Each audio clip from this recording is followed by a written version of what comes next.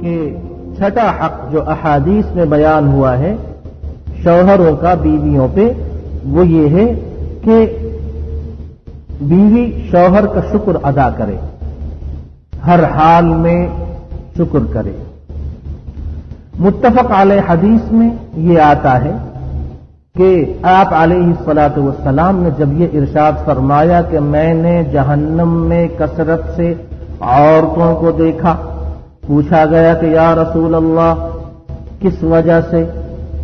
ارشاد فرمایا کہ بکفرہن، ان کی ناشکری کی وجہ سے، کفر کی وجہ سے۔ قیل یکفرن باللہ، عرض کیا گیا کیا وہ اللہ کی ناشکری اور اللہ کا کفر کرتی ہیں؟ فرمایا نہیں، یکفرن العشیر، اپنے شوہر کی ناشکری کرتی ہیں۔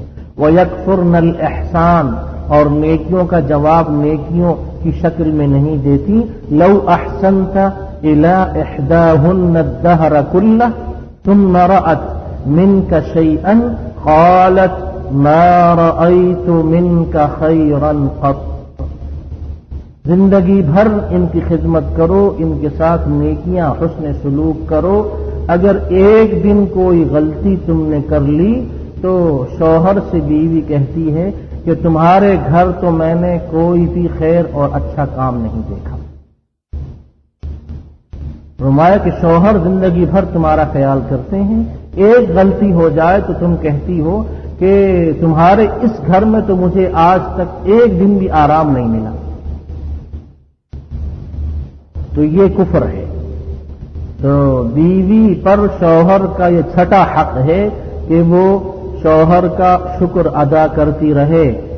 امام النسائی نے اس حدیث کو نقل کیا کہ لا ينظر اللہ تبارک وتعالی الی امرأۃ لا تشکر لزوجها، اللہ تعالی اس عورت کی طرف نہیں دیکھتے، رحمت بھری نگاہ نہیں ڈالتے اس بیوی پر جو اپنے شوہر کا شکر ادا نہیں کرتی، بشرطے کہ شوہر کا معاملہ بھی اچھا ہو۔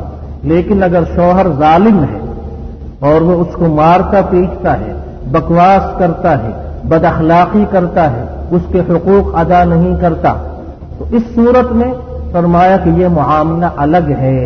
یہ ان شوہروں کی بات ہے کہ جو اللہ سے ڈرتے ہیں اور جو اپنی بیویوں کے ساتھ اچھا سلوک کرتے ہیں، کیونکہ آپ علیہ الصلاۃ والسلام نے اس حدیث میں فرمایا، جو حدیث ہم نے گزشتہ بیویوں کے حقوق کے درس میں پڑھی تھی، الا ان لکم علی نسائکم حقا ونساؤکم علیکم حقا، تمہارے ان پر حقوق ہیں، ان کے تم پر حقوق ہیں۔